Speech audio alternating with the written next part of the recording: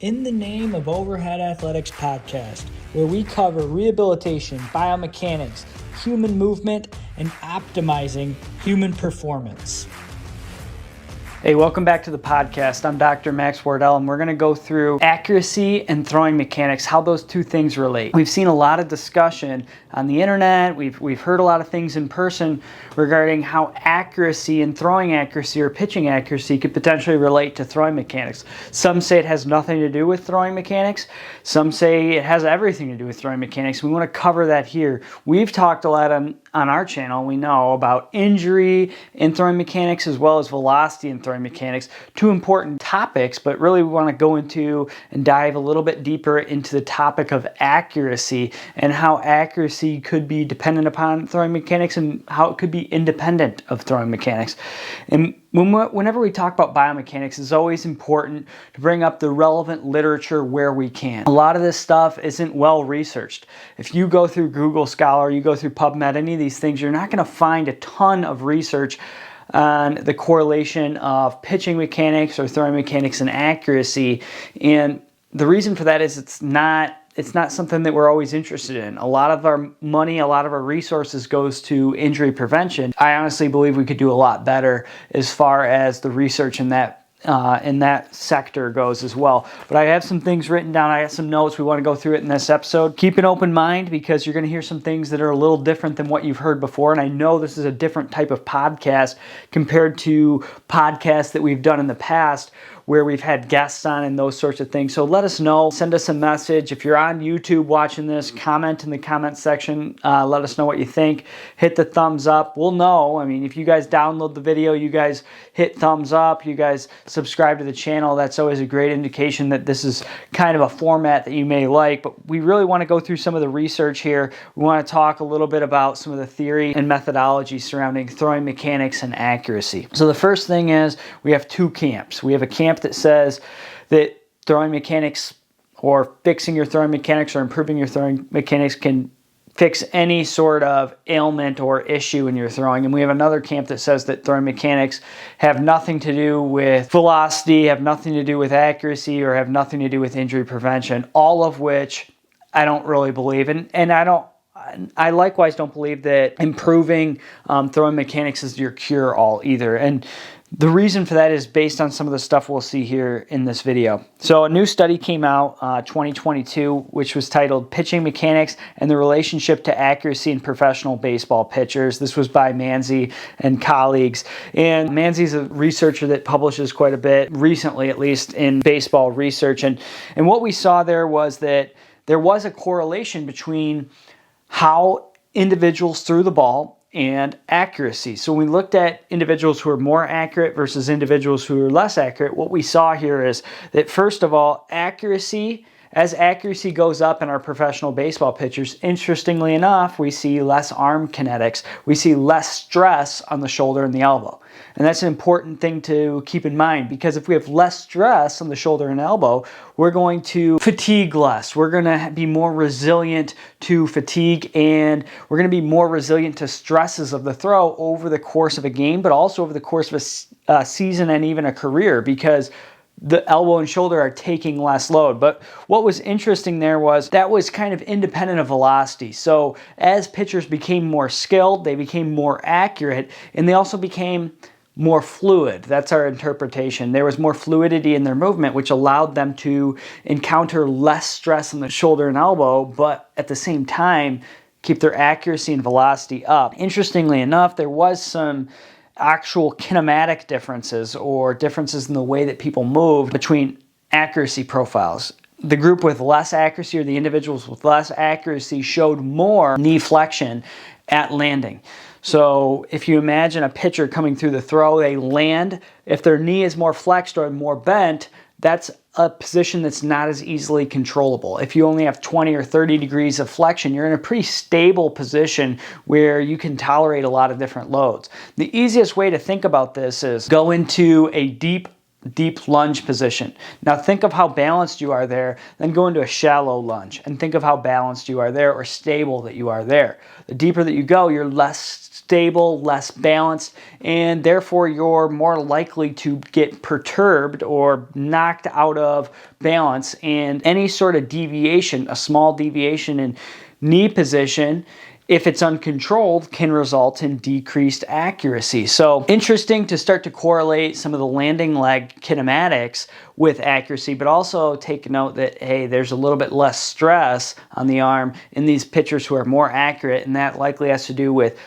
better biomechanical efficiency, better skill overall, and we can talk more about that as we get into some other things here. But important to take note, there was some correlations to accuracy in professional baseball pitchers based on the way in which they threw the baseball.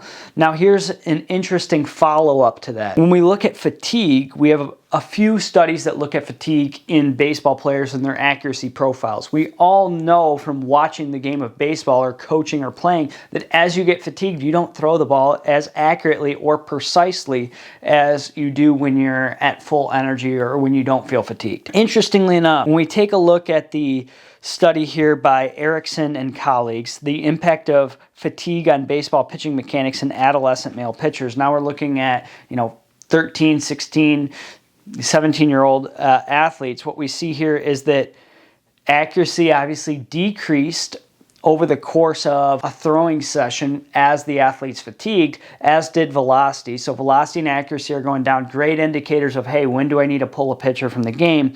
But knee flexion at landing, or when that front foot hit the ground, front foot contact, knee flexion increased as the athletes got fatigued. So from the beginning of the game to the end of the game, athletes went through more knee flexion as they touched their foot to the ground. So if you remember back to the first study that we discussed, knee flexion angle is very important when we talk about accuracy, because we noticed that in professional pitchers, they had more knee flexion as they became less accurate. So the less accurate pitchers had more knee flexion than the more accurate pitchers. And we notice that as athletes fatigue, not only does their velocity go down, not only does their accuracy decrease, but they also move through that same kinematic variable where they have more knee flexion at front foot contact. So we're starting to notice some similarities here. And there's many more that we just haven't discovered because we don't have a lot of research on this. I encourage you as the listener to go back and check out these studies, read the full study, read the full text, read the methods as well. And that takes us down to our next study here, which is another one on fatigue, showing that we also have alterations in kinematics of the arm. So we saw that there was kinetics that changed. There was more stress on the pitchers who are less accurate, but we also see that the way in which athletes throw from the perspective of their arm as they fatigue is very important as well. So the changes in pitching mechanics and pitch velocity during a 7-inning simulated game in high school baseball pitchers by Jeremy Urkel. That study showed that not only did velocity go down and accuracy go down in these high school pitchers as they fatigued and went through the game, but also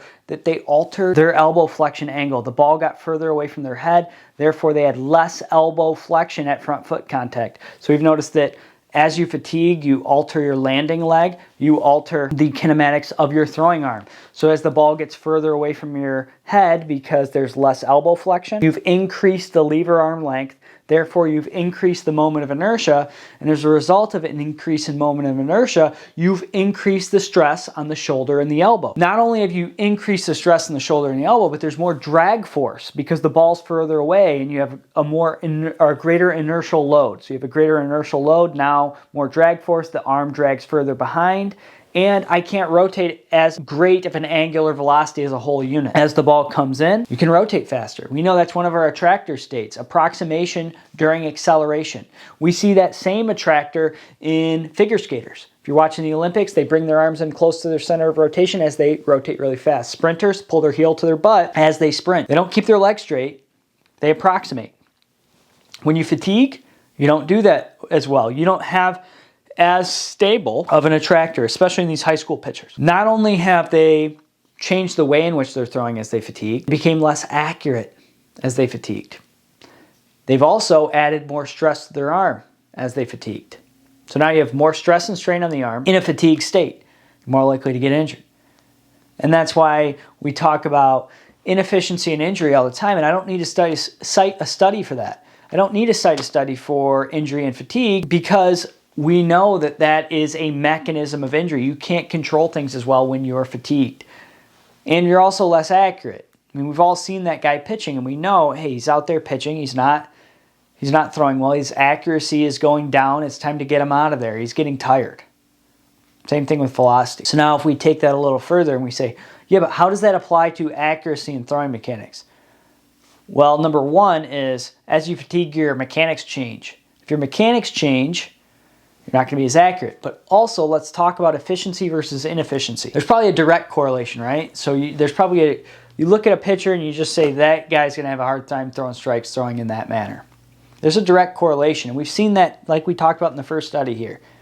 There's a difference in how athletes throw accurately versus athletes who throw inaccurately on average. Doesn't mean you can't throw accurately with inefficient movement. Just means it's probably harder to do. But then when you talk about fatigue, if you're inefficient, that means you don't use energy well. You don't transfer energy well. So to get the same performance output, you have to work a lot harder if you're inefficient. That's just definition. So if you're inefficient, like you don't have great mechanics, you have an inefficient biomechanical sequence, you have to work harder to get the same output, the same performance. Therefore, you're going to fatigue sooner. So if you fatigue sooner, guess what? You're going to be less accurate. So if we take you and you threw 100 pitches and you threw 100 pitches and this guy was really inefficient and this guy was really efficient, all other things being equal, this guy on the left side, this inefficient guy is going to fatigue sooner. Therefore, he's going to be inaccurate earlier in the game. Therefore, his accuracy as a whole, his strike percentage, whatever it may be, is down. He's going to walk more guys. He's going to hit more guys. Probably going to get pulled out of the game earlier versus the more efficient counterpart. So that's one aspect. And then you say, okay, but what about those changes in mechanics and injury? Well, we know as the ball gets further away from your head, more stress on the shoulder and the elbow. That's a less efficient position for the elbow. Out there in less elbow flexion, risk for injury goes up. When you get injured, accuracy becomes worse. Why? Well, when I'm in pain, it's harder to throw a strike because now my primary goal is no longer to throw a strike or to throw accurately. It's to stay out of pain or protect myself. Whether I'm consciously thinking that or not, it's irrelevant. My body is going to try to protect itself. The system tries to protect itself. It tries to avoid pain and injury. Therefore, the goal is no longer to throw the ball right to that glove. It's to attempt to throw it to that glove if I can, but do so in a pain-free manner. So now I'm trying to avoid pain more than I am trying to throw a strike. Then on top of that, you've missed time training because you had to sit out because of injury. You've missed time in repetitions and game time because you had to sit out and because you can't throw as many pitches now because you have to limit your load. You have to limit your load in practice. You have to limit your load in the game. So now you got less repetitions. So now you're not getting as much training, accuracy training in because of injury.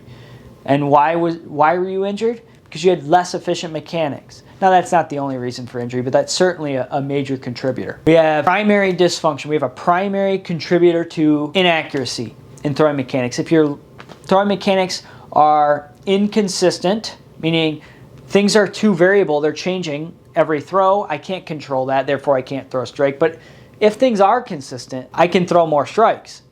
But if they're consistent and inefficient, then I have to control more variables to make the ball go to the intended target. I have more processing that has to occur because I'm less efficient, therefore I have more things to control. It takes more energy to control an inefficient throw, therefore I have less energy that I can impart to the ball. I have less energy that I can carry over into subsequent repetitions. I'm going to fatigue faster, and that's my secondary contributor. So poor or inefficient mechanics lead to fatigue, which lead to inaccuracy. Poor, inefficient mechanics lead to fatigue and injury, which lead to inaccuracy. There's a lot of things to consider there. Even if we go a little further and we just look at the vestibular system, the proprioceptive system, and the visual system, what's a key to throwing accuracy? We know this is true. Even the individuals who say that mechanics aren't important for accuracy would tell you that it's very important to pick up your target with your eyes. How do you do that? Well, you have to have your head still. That's part of your mechanics because it's all about the whole body, right? So if the head is moving, not visual tracking well, I'm not going to be able to throw accurately and precisely. So the head has to remain still. That's part of my throwing mechanics. Now what happens if the head doesn't? Well, I'm not going to have as great a visual tracking. Therefore, I'm going to have to rely on other systems to throw the ball accurately. I'm going to have to rely more on my proprioceptive system. And the proprioceptive system takes a lot of time. The mechanoreceptors, the receptors throughout the muscles, tendons, joints, ligaments, throughout the body, they have to sense information. send it up through the peripheral nervous system, through the spinal cord to the central nervous system, which has to process it, takes more energy, then send an output. That's inefficient. It takes a lot of time. Then you have your visual system for balance and your vestibular system. The vestibular system, the inner ear system, the otolith organs, semicircular canals that tell me where my head is at in three-dimensional space, the direction it's moving, and the speed it's moving. Well, if my head's moving and it's flying off to the target, I'm throwing my head off to the left-hand side while I'm rotating around, I can't visual track well, so I can't pick up my target well, and now my vestibular system's out of whack. So my vestibular system is telling my body to stabilize in certain ways based on what my head's doing, but that's not what my body's necessarily doing. So now I'm getting conflicting information. It's difficult to interpret. So now I'm less efficient as a result of poor vestibular input, inadequate visual tracking, and the inability to use proprioceptive input the way I want to. And that's really what this study here, the relationship between balance and pitching error in college baseball pitchers by Marsh et al. Basically demonstrated. Minor vestibular input, aberrancy, minor variations or alterations or aberrant input from the vestibular system can lead to large and significant variations in throwing accuracy, large disturbances and degradations in throwing accuracy, because the vestibular system controls how I'm balanced and it tells my central nervous system where I'm at in space. We all have heard of vestibular system issues, vertigo. People get vertigo, or benign proximal positional vertigo where the room is spinning. And that's a result of problems with that vestibular system specifically. So if I don't have proper vestibular system information, I can't track well, I'm not going to throw well. And that's not only a result of what the head's doing and what the eyes are doing, it's a result of what the body's doing. If I extend through my spine and throw my body off to my glove side early, I can't track visually as well. I'm going to pull my arm out of position at the same time that my vestibular system is giving me aberrant information. So now I'm not able to pick up the target. I'm not able to control my body in space, and I'm altering the way in which my arm moves as a result of those things.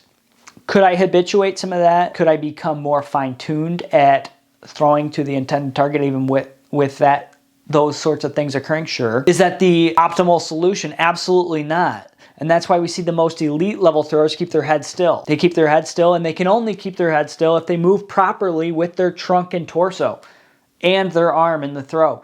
So the way in which you sequence your arms and sequence your legs and sequence your trunk is what's going to determine how well I can visually track the target, how well I can utilize vestibular input in the throw, which is ultimately going to determine how accurate I am. So we kind of have these multiple variables here. Number one is, if I don't move efficiently, I'm not going to get good perception of my environment from the vestibular system, from the visual system in terms of tracking, which is going to disrupt accuracy. If I land in a flex knee position where I'm less stable, or any other unstable position, it's going to be harder to control. I'm going to have to work harder to control that, and I have less available space to control for accuracy. So I'm going to be less accurate directly as a result of inefficient mechanics in those instances. On top of that, I get fatigued sooner with inefficient movement. So because I'm inefficient, I have to use more calories. I encounter more stress and strain, which means I'm going to have more local fatigue. I'm going to have to stabilize harder with the central nervous system. I'm going to have more CNS fatigue. So I'm going to fatigue sooner, which then I can't have as controlled motor output. So I'm going to be less accurate. And then I'm inefficient. I'm going to put myself in precarious positions that may result in injury, which is not going to result in just chronic detriments in accuracy as a result of not playing, not practicing, and less reps, but acute. As I'm having pain, if I'm having pain in my shoulder or elbow, I'm not going to be able to throw as accurately. We just know that's the truth because body's trying to protect itself first and foremost. Body cares a lot less about throwing the ball to the target than it does about protecting its working apparatus, its extremities long term. So if we think about that, we have multiple ways in which we can fatigue, and we touched on those just briefly. If we go back to that fatigue mechanism, if I'm inefficient, let's say I lift into internal rotation and abduction excessively high, the inverted W. So the elbow gets way high. That can be a very stable position for me as a thrower. I can get way up there and that can be stable, which means I can repeat it. It's repeatable. It's stable. It's not optimal, but it's stable. That requires more control than other solutions that I may have. It just does, because there's more movements occurring. The more things that are occurring, the more things I have to control. The more things that I have to control, the less I can control the outcome.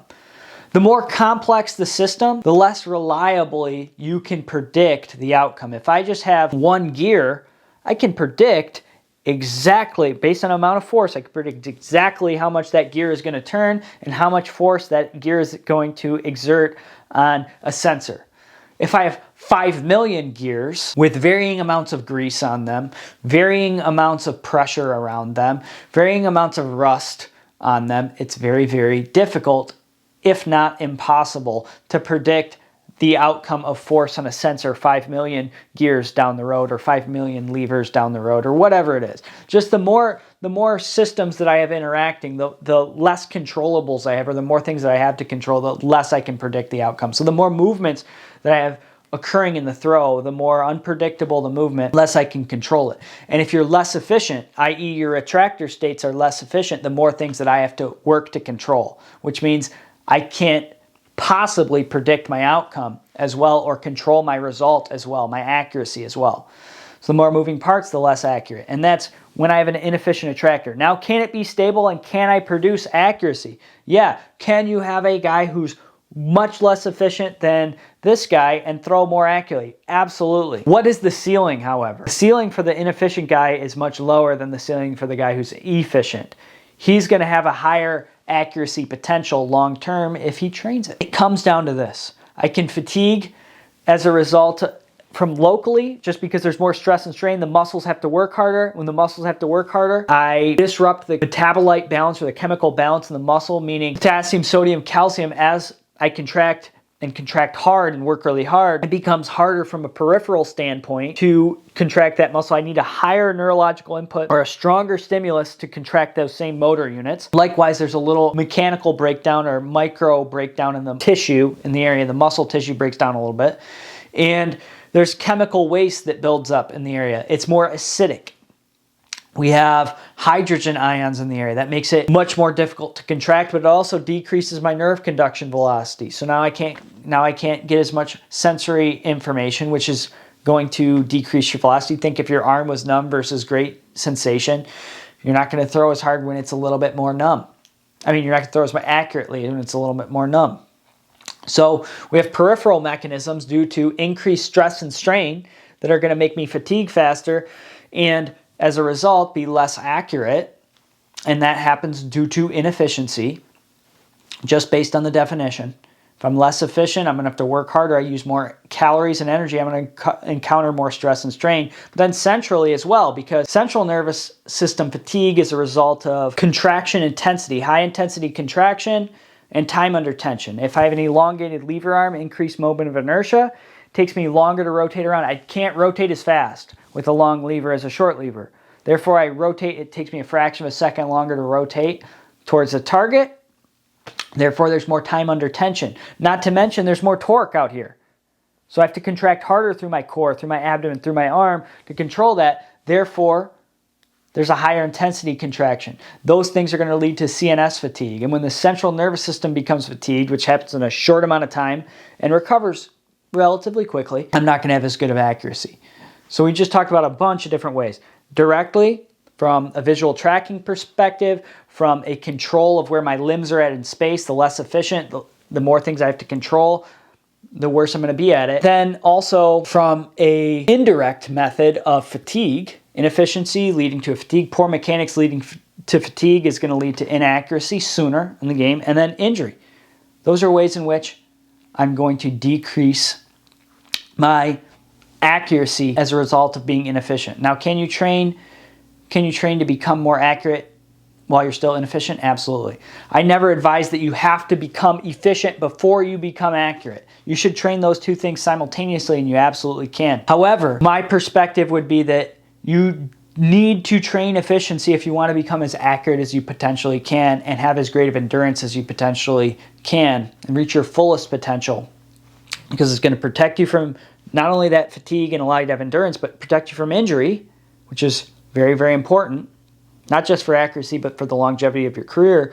But also, the more efficient your mechanics, the better visual tracking you'll have, the better control via the vestibular system because you have that attractor state of your head being still. You initiate rotation properly in a proximal to distal action, and you have less things to control. You decrease your degrees of freedom. And that's very important. You have to simplify the problem if you want it to have a repeatable solution or a repeatable outcome. If you have 5 million things to control, you're not going to be able to do it. You need to simplify the movement by decreasing the degrees of freedom, i.e. stabilizing certain components of the movement. And you want those stabilized components not to be that inverted W, not to be side bending where I'm locked into that side bending position, but rather to be the most efficient or the optimal ones where I can conserve energy and it requires the least amount of processing, because the less efficient ones require more energy and more processing from the system, which allows me to not throw as accurately for as long a term or as long a period of time. So if you like this video, hit the thumbs up. Subscribe to the channel if you're on YouTube. If you're on one of our podcasting platforms, let us know. Send us a message or give us that 5-star review so that we know that you like this content. I will be back with more guests, but I would be happy to do some more deep dives into some topics, and I'm happy to cover this one again if people have questions. Any violent reactions, any comments, questions, let us know. Otherwise, in the name of Overhead Athletics, Max Wardell signing off.